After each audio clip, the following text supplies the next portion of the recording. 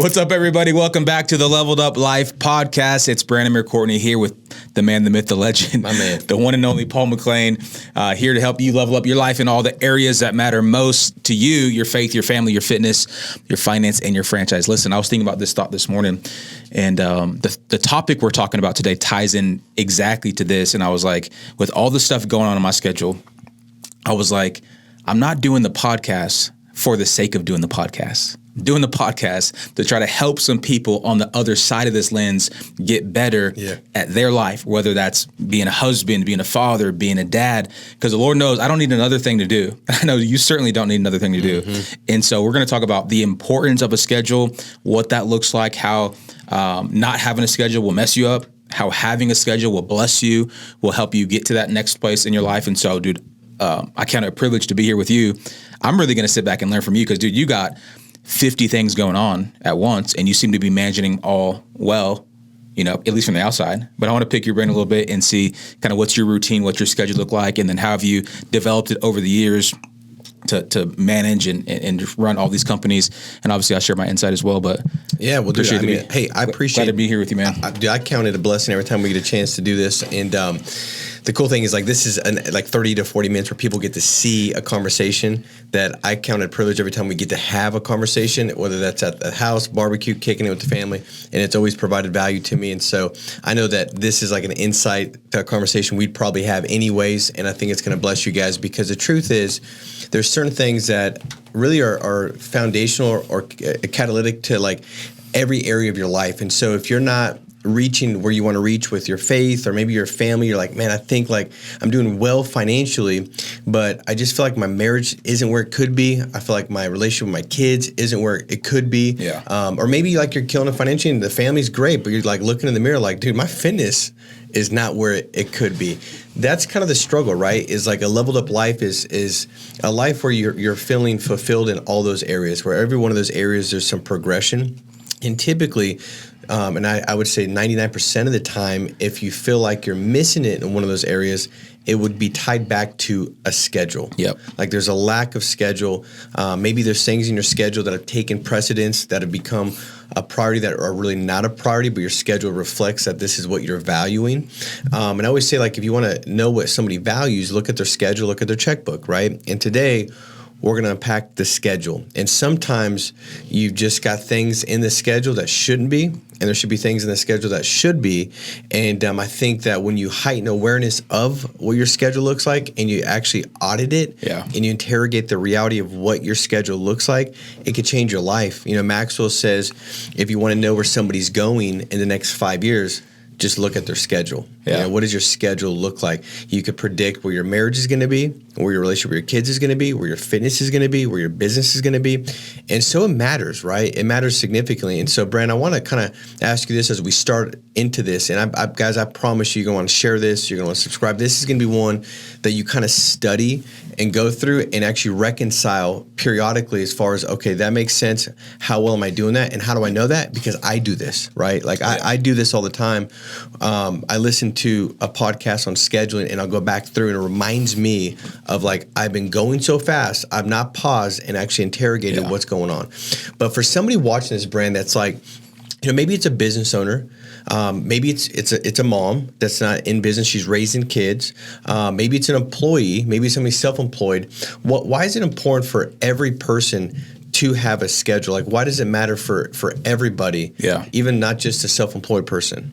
Well, I mean, the truth is, everyone has a schedule right now. Whether it's a good schedule or a bad schedule is debatable, right? And so for me, I remember when I was first getting into entrepreneurship, leading a business, I remember the first year I made 6 figures, right? And so I'm like, dude, I'm crushing it, made $100,000, that a little over, like, I think it was like 111. And I remember at the end of the year, I had no money. And I was like you get like a ring, you get like a watch, you get celebrated, you get all this stuff, right? For making, like, finally crossing that threshold, and you look back, it's like, dude, I still had zero money. And the problem wasn't the business, the problem was me, right? It was, I wasn't managing my money the right way. And so I think when you, and you know, your time is like money. If you don't manage it it's going to fleet. It's going to go away. It's going to disappear on you. And then, you'll get to the end of the year and be like, what the heck did I do with this year? I didn't get anything accomplished, right? I didn't go after my goals. I didn't progress in any area. And so number one, I think it's important to be intentional, and we're not talking about money, we're talking about time, but it's so important to be intentional with your time, because if you're not, you'll lose it. Like it's fleeting, it runs away. And so for me, I think the worst feeling that I can feel is getting to the end of my day and feeling like I didn't accomplish anything, right?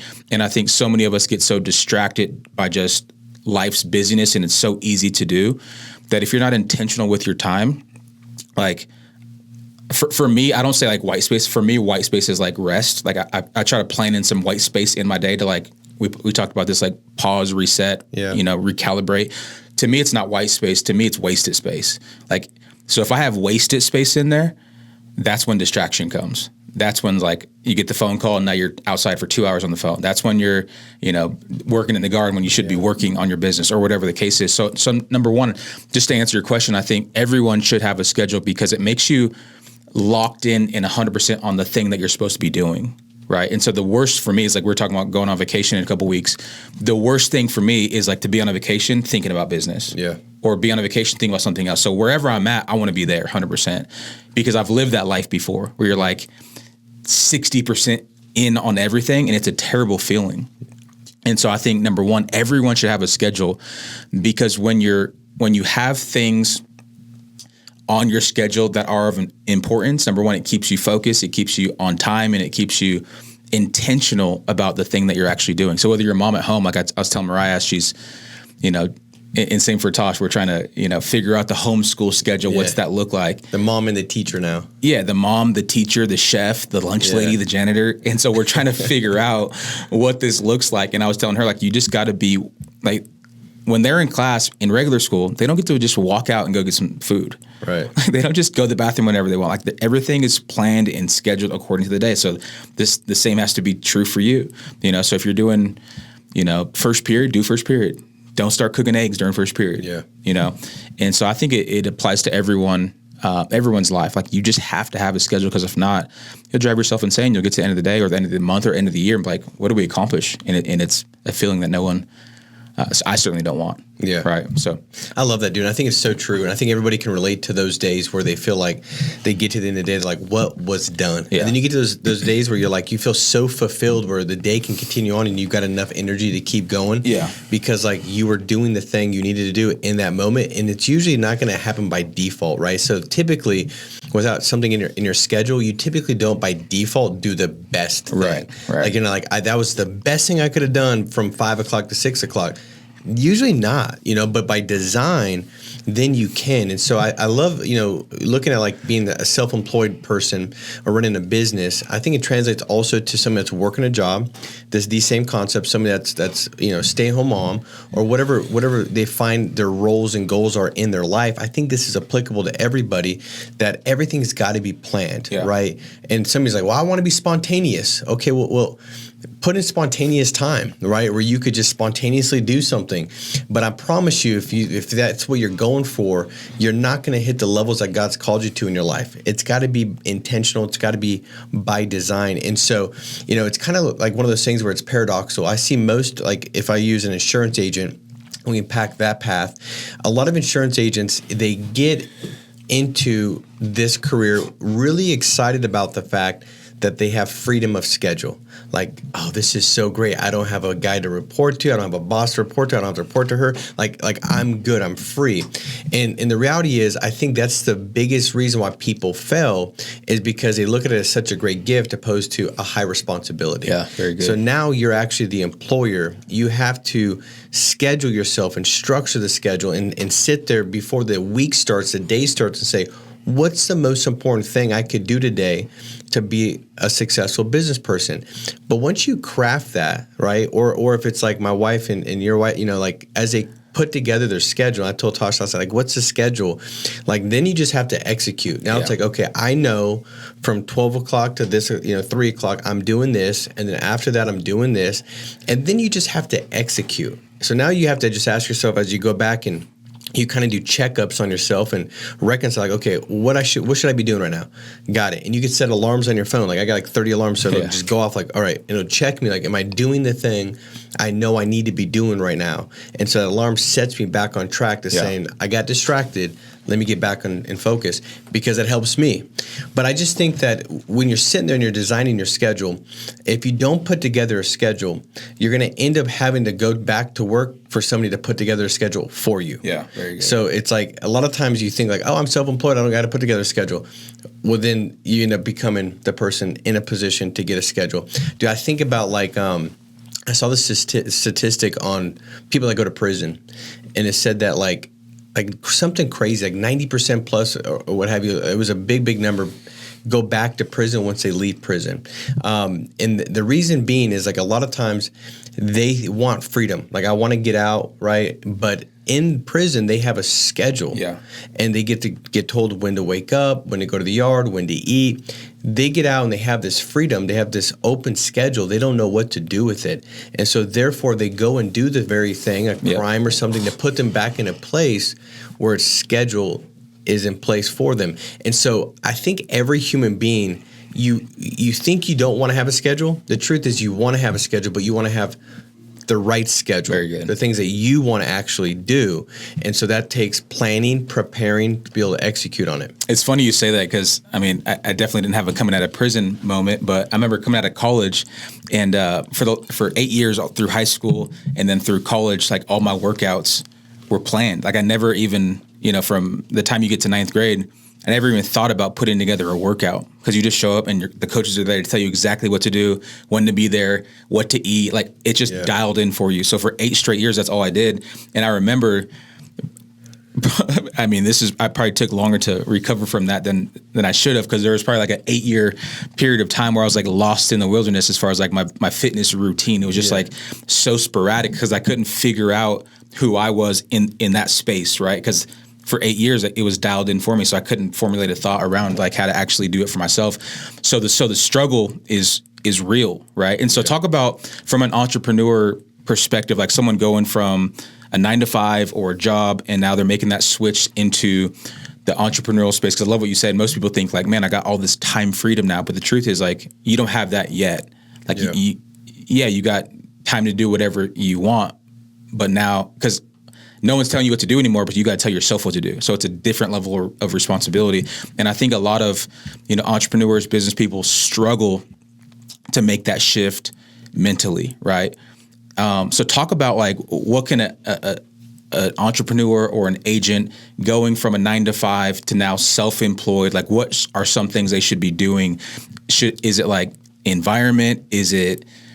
How does that person lay out their schedule? Because I know for me, it's a hard transition, right? Yeah. So once you're self-employed for a while, it's like, okay, the buck stops with me. I get it now. I'm 37. So it's like, I understand it now. But at 22, you don't get it. 25, you don't get it yet.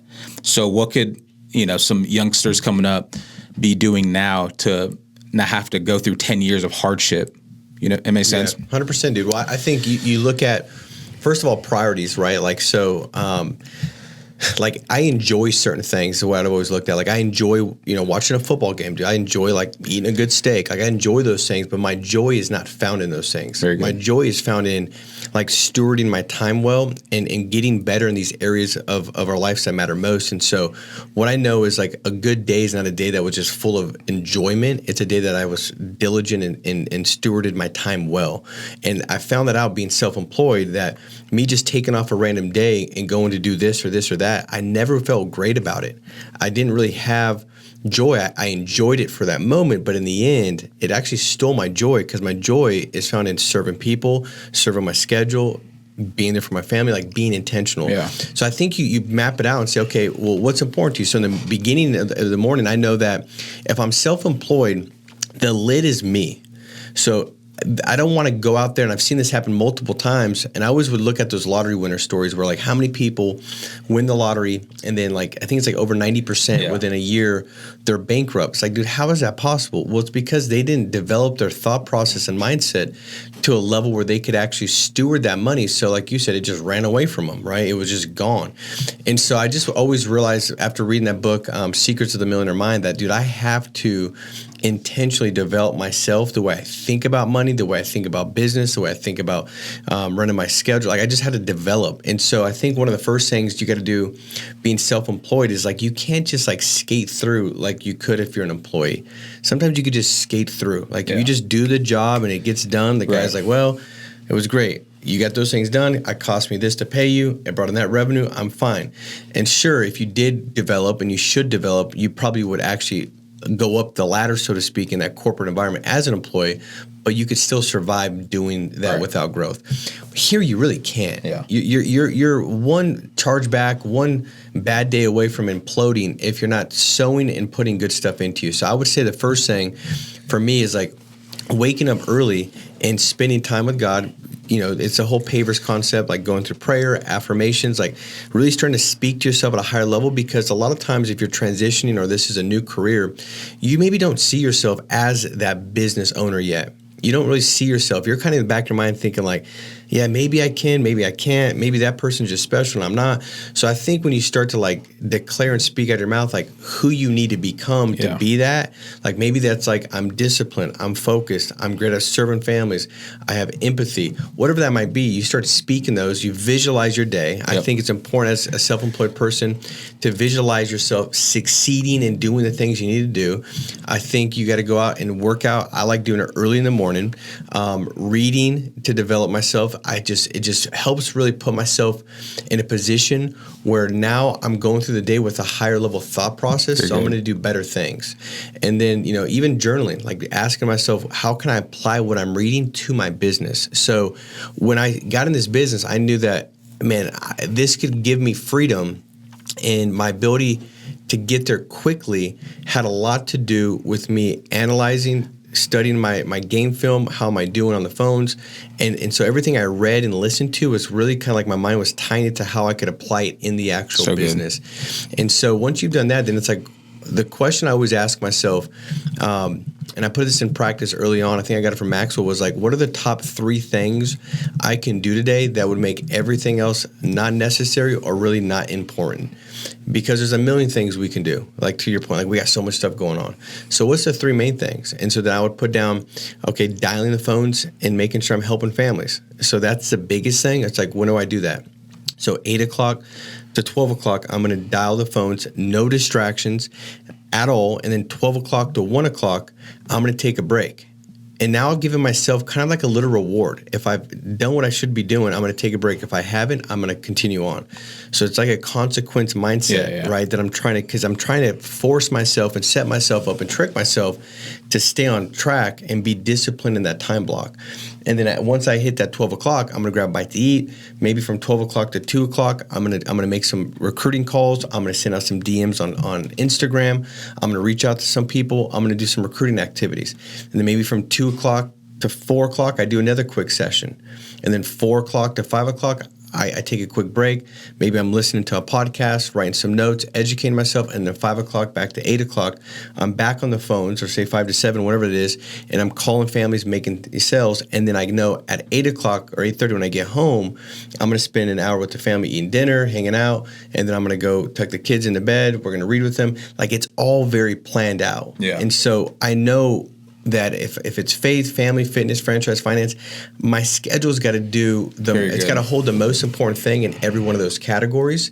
Not 10 things, not the 7th best thing, but the best thing in all those categories. So good. You know, I think I've heard the thought several times. I'm sure you have too, as well as like the way you do one thing is the way you probably do everything, right? And so if your schedule's a mess, it's probably just not your work schedule. Like your finances are probably a mess.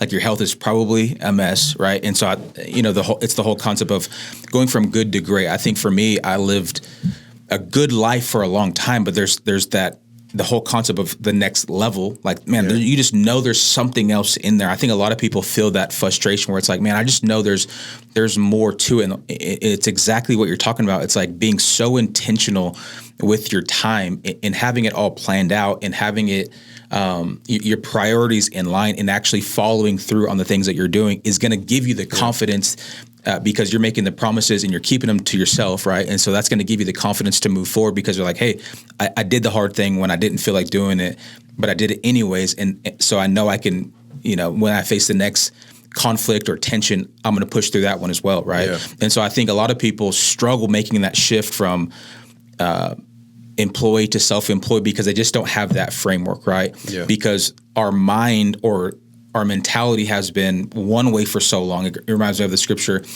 Romans 12:2. It's like, do not conform to the patterns of this world. So like we have a pattern that we've been following for so long. Yeah. It's like, but instead be transformed by the renewing of your mind. Now that's a biblical scripture, but you can take that into business context. Like, hey, you were thinking one way for so long as an employee, but you gotta renew your mind is what you're talking about. Like you gotta now go from employee to employer, right? So now I'm in charge of me. There's no longer anyone else, and that's a hard shift to happen, and it doesn't happen overnight. But what you're talking about, man, you gotta wake up, you gotta do the prayer, affirmation, visualization, and for me, it doesn't feel natural in the beginning. Yeah, because you're like, I'm sitting here, I'm reading this. Paul told me to read these things, and here I am praying at 5 a.m.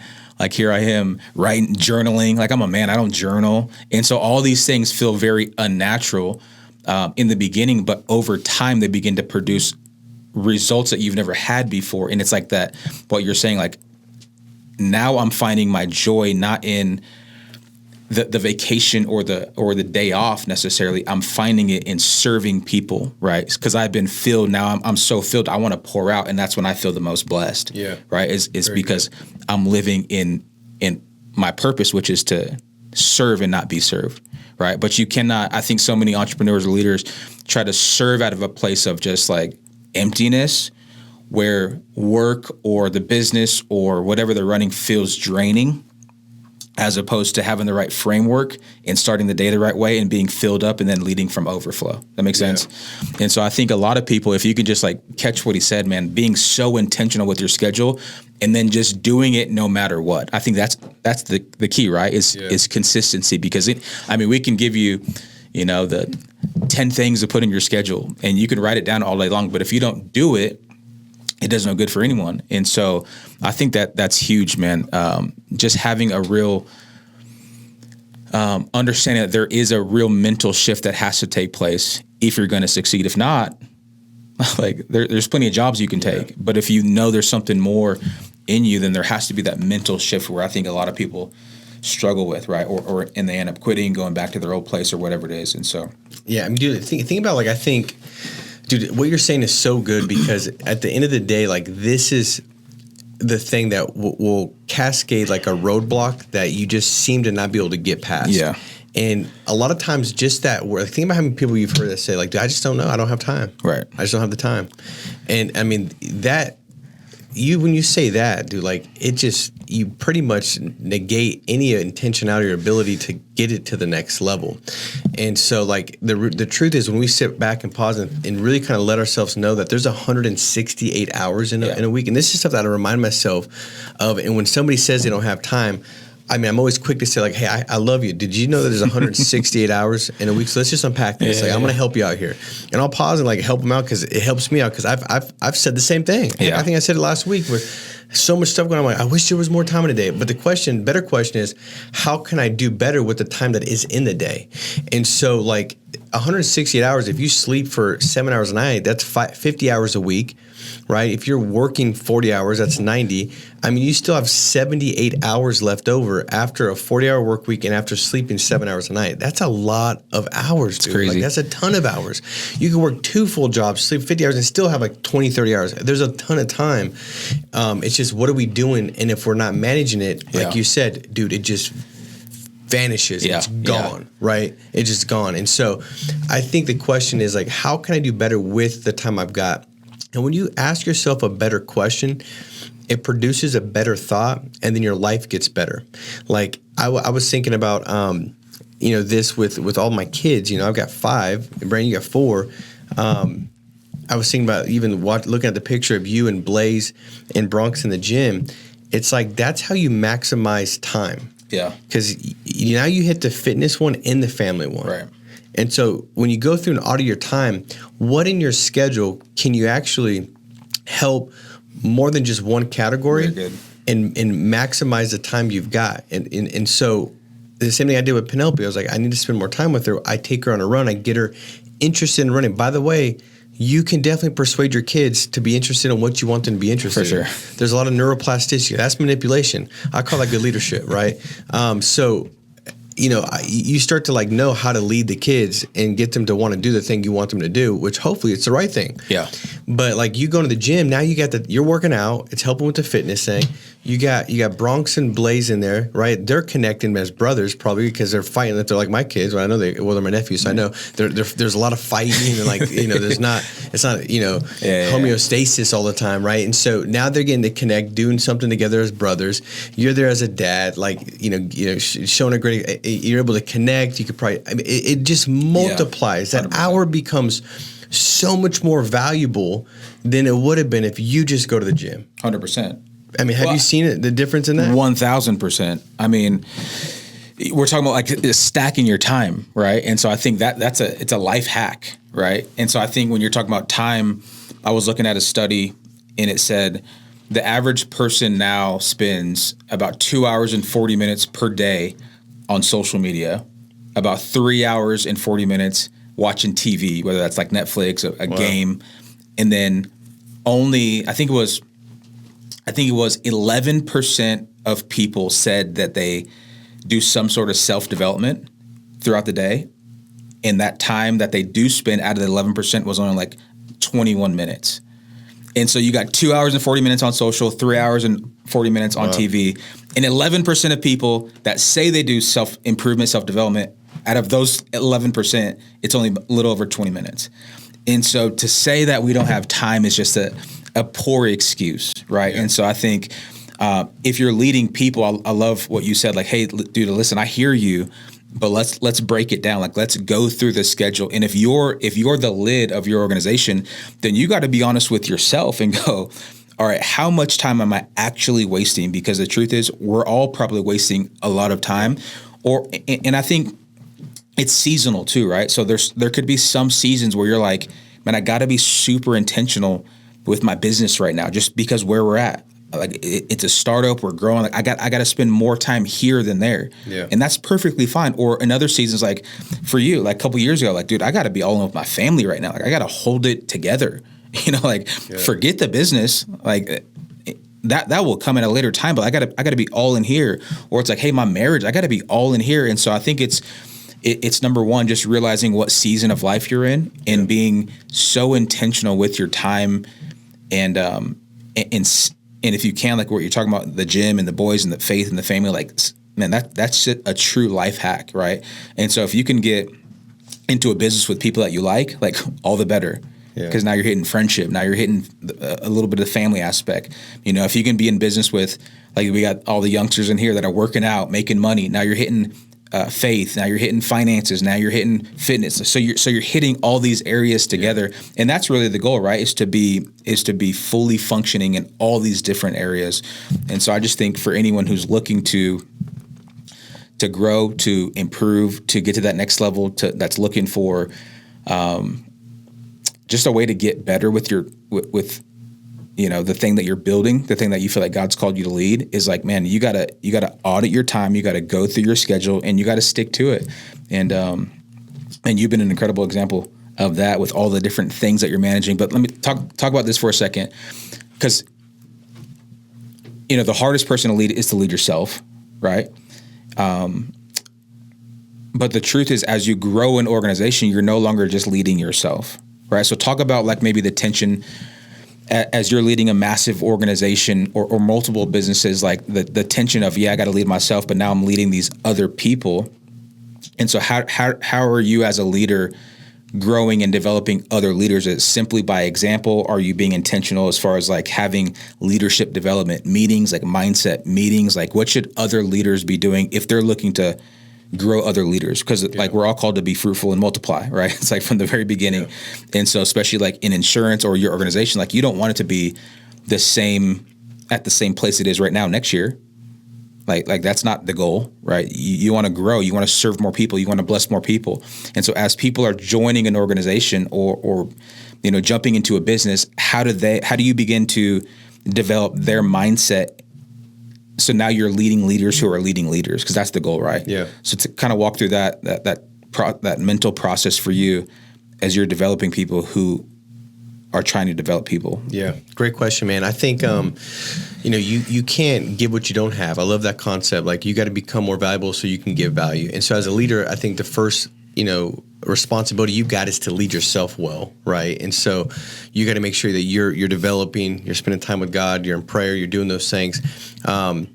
A lot of it's by example, right? And so I think about like being in the field. When I was in the field, man, there was always somebody in my car with me that was either driving and I was dialing. So it's like I was making money while I was making money, right? Because you make money by developing people that can go out there and serve more families. You make money by serving families. And this translates into every business, right? If you could develop people to do what you're doing, right? And you've got a spread or an override, or just kind of like you make a percentage of your business when more production takes place, it's going to be the same thing. But even in here, like, I mean, I think the easiest thing to do is to say, hey, come sit next to me. Like, I'm going to make some phone calls, listen to me call and serve these families. Well, now they're watching what you're doing. For one, it gives you a lot more accountability and the right kind of like, peer pressure, because like I don't want to lead them wrong. They're looking at me, and so that sets you up to really kind of hedge against distractions and doing something stupid. But then they just get to watch, and like even like so the faith part, like they come in 7:30 and we pray, and so like. I'm leading the prayer, and then I'm like, hey, dude, would you mind leading prayer? And this becomes just what we do. So now they come in at 7:30, they lead prayer. And then at 7:45, it's starting to go through role play. Let's go through some role playing. It's what we do. Anybody's got a situation from yesterday, let's go back through it. And so we're taking experiences, we're reflecting upon them, giving some proper feedback, but everybody's a part of it, right? Yeah. And so they're seeing it. Yeah. I think the best kind of leadership is to see it. And then, 8 o'clock, it's a set where everybody gets together and they're watching the 8 a.m., kickoff call. So they're developing themselves, right? Now that's a part of the education and developing and getting better and thinking better about yourself and having a higher level of thought process. And then they break from there, and it's okay. We're going to dial from this time to this time, and I think it's truth and love along the whole way, right? I'll give you a point. Like if we know we're dialing until 11 o'clock, 11:30, and it's like the third time somebody's lingering through the office, trying to have a conversation. I'm like, hey man, I love you, bro. I know your intention is great because like I just know your heart and you want to kind of help and pour into them. But the best thing you could do is show them that you're in your corner, serving families, helping people, because they're more likely to do that and they're more tempted to do that. And so like if you could just make sure to lock in, it matters for you, but it matters for them too. You're actually hurting them if you don't. And so like I'll have many conversations with that. Right. And so, but they know my heart, like, and they know that my example is I'm never telling them to do something that I'm not doing. Yeah. And so I think proper leadership is to make sure that your action and words are in line, and then you show them what a good day looks like. Why? Because you're having a productive good day. You're actually living it, and they can see it and model it. And so, I mean, I think that's how you would develop leaders. And now they bring someone on board, and it becomes easier. I think the lower you get in leadership, if it's done right and it's being duplicated, the easier it gets, because it becomes such a part of the DNA where everybody's just kind of doing this. Right. You know what I mean? Well, I think two things. Number one, it's caught and it's taught, right? So a lot of people say, well, culture's not caught, it's not taught, it's caught. Well, it's really both, right? And so, when new people are joining the team, they're going to rise or fall to the level of your culture, of your leadership. And so if you don't like the culture in the office or the culture in the company, well, the good news is you can change it today, right? So you can disrupt the culture and you can bring it to another standard. I love what you said. It's like, hey man, number one, they know my heart, right? And so your intention is to lead them to a place that they've never been before, but you've been as the leader of the organization. So like my heart is for you, but it's so for you that I have to tell you the truth. Yeah. Because like I would love to have a conversation with you. I would love to hang out and talk about the Dodgers outside. I would love to do that. Like that's great. But when we're here right now, I love you so much that conversation is inappropriate, right? You walking around and showing, what you posted at the gym is like, hey, there's a time and a place for that. And so I love you too much to let you stay where you're at, right?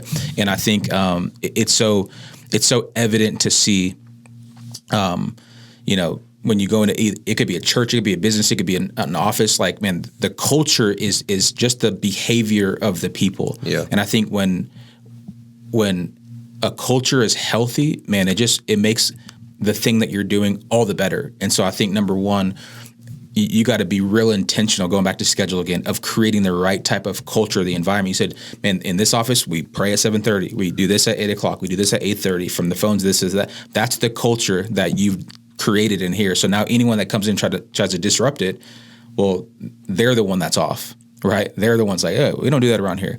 And so if you don't adapt to it, man, you'll find somewhere else to go. And I just love that, because the truth is, like, you're creating the business, the organization, the church for you and for the people that you serve. And so the good thing is God didn't make us all, replicas of each other. So we're all different. And so you can create the thing that you feel like God's called you to create. And so anyways, kind of a little tangent, but I love what you said, man. Schedule, intentionality, consistency, persistency, having a good culture. It all matters. So, well, dude, you've been a great example for that. I mean, there's been times where I reach out to you and you're like, I know you're locked in studying for the message, and then probably to a fault. Did I get better at that? And then after the study time, like even on a Sunday, you're running your business, and I mean, like, so it's the truth is there's a lot more life for everybody, for myself, for you, for everybody watching. It just takes us sitting back and saying, like, let me really just reflect and ask myself some pointed questions. And am I being as good as I can be with designing and being diligent on my schedule? The answer is always no, right? The answer is no for me right now, without a question. But what can you do to make it better? Yeah. And I think that should give some hope, that if you feel like you don't have enough time, that's a lie that you bought. And so release the lie. Realize there's 168 hours in a week. Time today is no better day than right now to actually go through and audit it, take some things out, eliminate some things. Maybe there's some things you can delegate. You could say, hey, can you help out with this? Can you help out with that? Maybe it's even your spouse. You're like, man, this is really, like, it doesn't seem like a big deal, but when I do this, it just drains me. I hate doing this. Maybe, hey, can you help out with this? Can we, like, just start to be aware of, like, even your emotions tied to certain activities is a cost. And so sometimes you're like, well, this is pretty good as far as me doing it because it brings in income or revenue. Well, if it drains your emotion and it's too much, maybe you should delegate it. I think it just takes a lot of awareness to go through and unpack it. But maybe there's things that you should delegate, right? Maybe every time you go and drop off your clothes at the cleaners, like, it just drives you nuts because you're like, you got to go wait in line. It just drives me nuts. Well, maybe just have somebody go do that for you. Like, pay somebody to go do it for you. Yeah.